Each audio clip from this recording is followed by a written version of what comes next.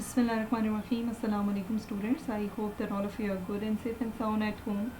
Students, today's topic is active and passive voice of present continuous tense. As you know that we have done with the active passive of present indefinite tense.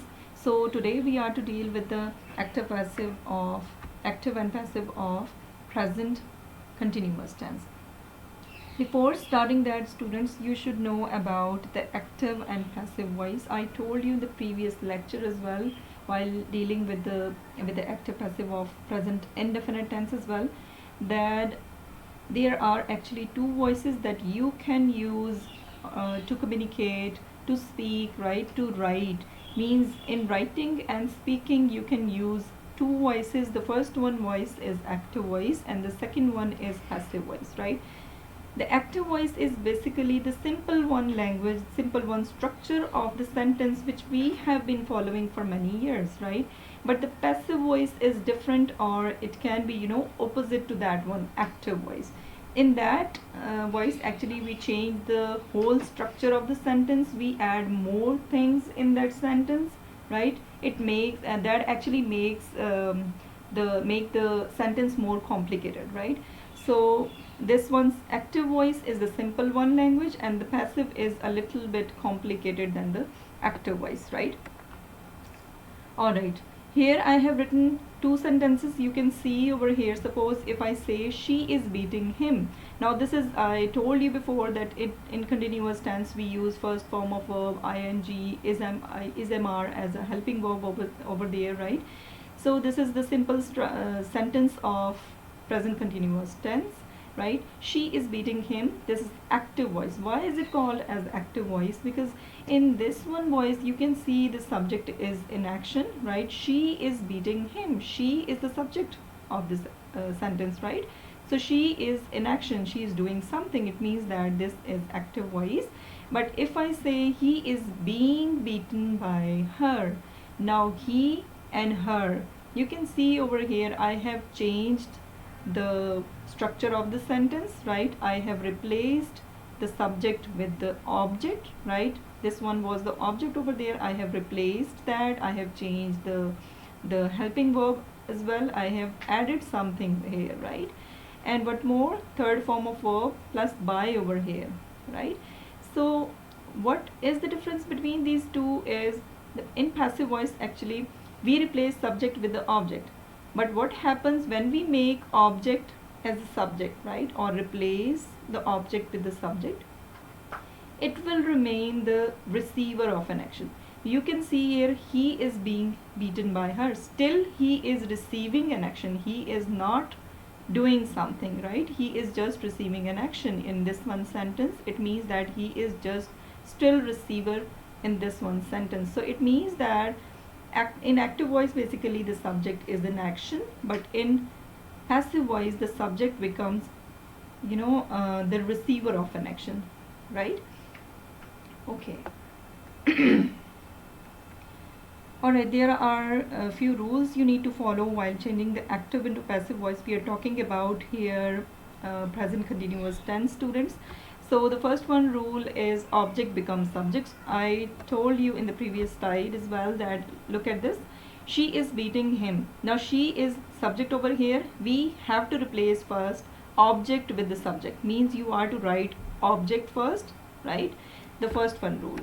The second one rule is helping verbs is being, am being and are being, right?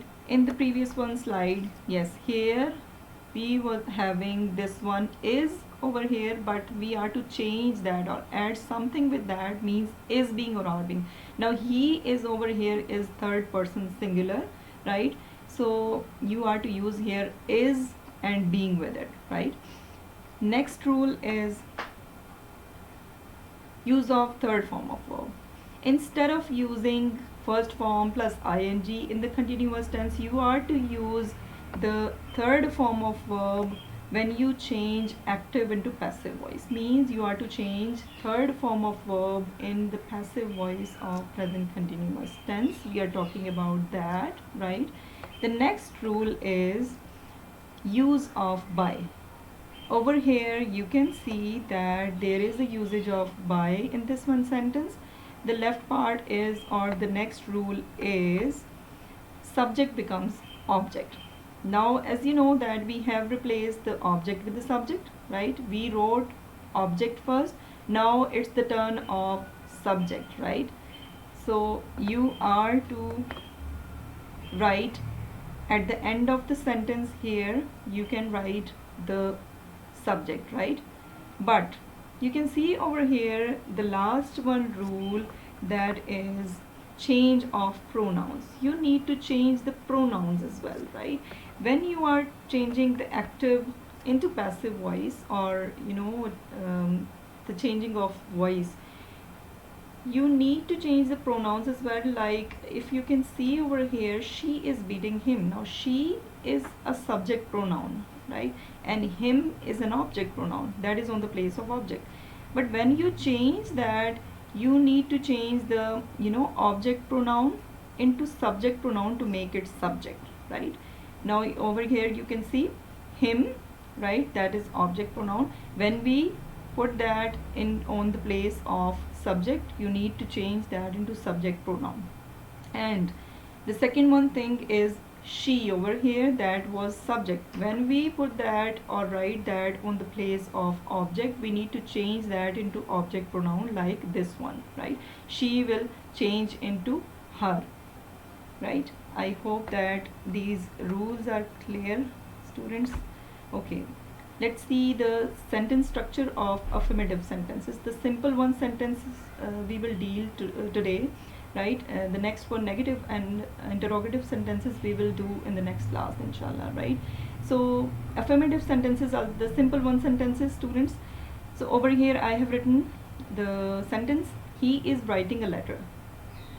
Now this is the active voice. You can see the subject is here, after that helping verb first form plus ing, and a letter, that is object over here. Subject plus helping verb first form ing with it, and at the end there is object over here. This is a simple one structure, means active voice of present continuous tense. When you need to change that, you can write like this, object plus helping verb, right? I told you before in the previous slide as well, third form of verb by, and then comes subject, right? So look at this, a letter is being written by him. This is the passive voice, right? A letter will come first because that was the object we need to replace first. Object with the subject, object comes first. Second rule was is being, are being, or am being, that was helping verb over there in passive voice of present continuous tense. So a letter is singular, so we are to write here is being, right? Not are being over there. Next comes the third form of verb. I told you in the rules you need to write the third form of verb, write, right? And the second form is wrote, and third form is written. So you are to write over here written. Then comes by, and he will, the subject pronoun will change into object pronoun. He will change into him. So this is the structure you need to follow while changing the active voice into passive voice of present continuous tense, students. I hope that this structure is clear onto you. All right, this is the exercise you need to write on your notebooks. The first one sentence is Sarah is singing a song. The passive is a song is being sung by Sarah. A song, object comes here, is being singular, so that is why we have used here is being sung, third form by, and Sarah over here. Name will never change, right? You are to change the pronouns only. Pronouns, as you know, that are used actually instead of noun, right? He, she, it can be we, right? Okay, next one is they are revising their syllabus. Passive is their syllabus is being revised by them. Active is you are paying the tax. Passive is the tax is being paid by you. Active is they are serving poor people. Passive is poor people are. Now poor people, you can see over here, this is plural one, right? So you are to use here are with it. Poor people are being served by them. Active is she is disturbing Danish. Passive is Danish is being disturbed by her. So this is all about today's lecture, students.